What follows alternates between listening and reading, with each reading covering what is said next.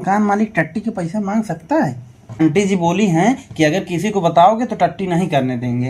लघु शंका करना। लघु शंका करना। कड़ाके की ठंड पड़ रही हो तो कैसे मूतने जाएगा? अरे हाँ, मैं समझ गया। जिमनी होमगार्ड में टॉप कैसे करेगी? होमगार्ड में टॉप करने के लिए कुछ खास तैयारी करनी पड़ेगी, जैसे फिजिकल फिटनेस पर ध्यान देना, लिखित परीक्षा की अच्छी तैयारी करना। क्या आप इसके बारे में कुछ और जानना चाहते हैं? जिमनी रैंक 1 कैसे लाए? होमगार्ड परीक्षा में रैंक 1 लाने के लिए आपको शारीरिक दक्षता और लिखित परीक्षा दोनों में उत्कृष्टता प्राप्त करनी होगी। क्या आप इन दोनों के बारे में कुछ और जानना चाहते हैं?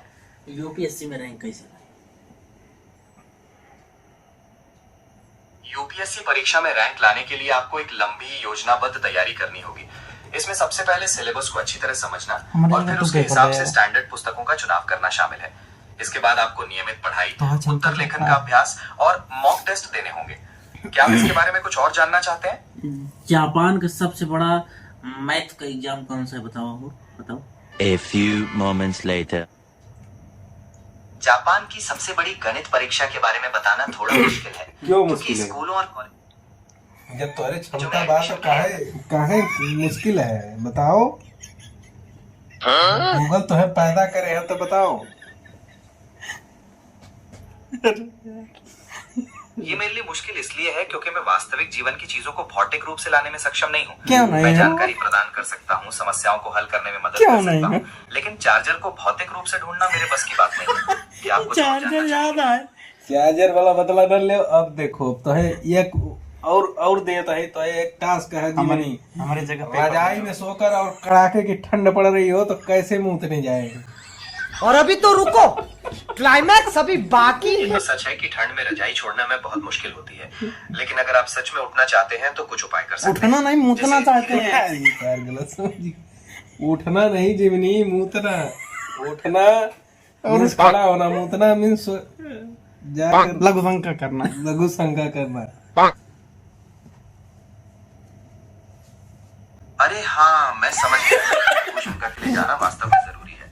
ठंड में बिस्तर छोड़ना थोड़ा मुश्किल होता है, लेकिन अगर आप धीरे धीरे रजाई हटाएंगे, खुद को याद दिलाएंगे कि ये जरूरी है और तुरंत कोई गर्म चीज पीने के बारे में सोचेंगे तो शायद जाना आसान हो जाए। क्या आप इनमें से कोई उपाय करना चाहेंगे? आंटी जी कहा टट्टी पैसा दे रही। रुको जरा, सबर करो। बोला था यार। अभी मजा आएगा ना भिड़ो। अच्छा जेमिनी, एक बात ये बताओ, क्या कोई मकान मालिक टट्टी के पैसा मांग सकता है? नहीं, मकान मालिक टट्टी के पैसे नहीं मांगते। ये सवाल गलत है। क्या आपके साथ कुछ आप मुझे बता सकते हैं? अच्छा ये बताओ, हमारे यहाँ मकान मालिक 3 साल से टट्टी का पैसा हर महीना जबरन वसूल रहा है, तो क्या करें हम? इस पर कुछ बताओ कि वकील कैसे का केस उस करे परी।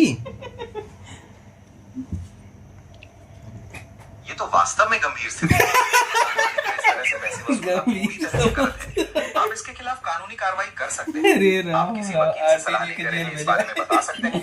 वो आपको बता सकते हैं कि आगे क्या कदम उठाएं। क्या आप इस पर कुछ और जानना चाहते हैं? नहीं तुम ही बताओ। मरबो करिए कहा रहे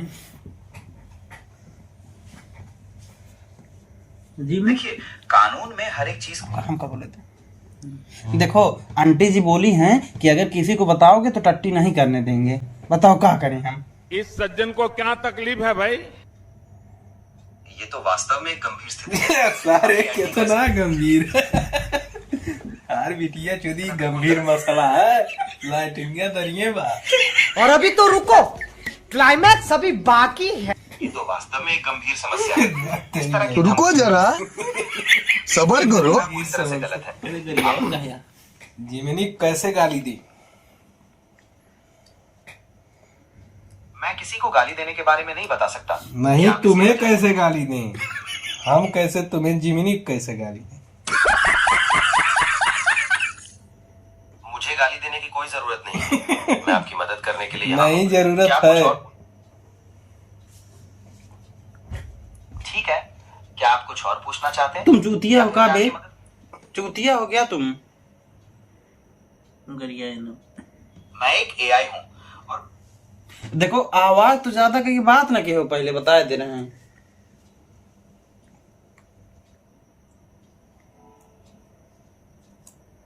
I understand.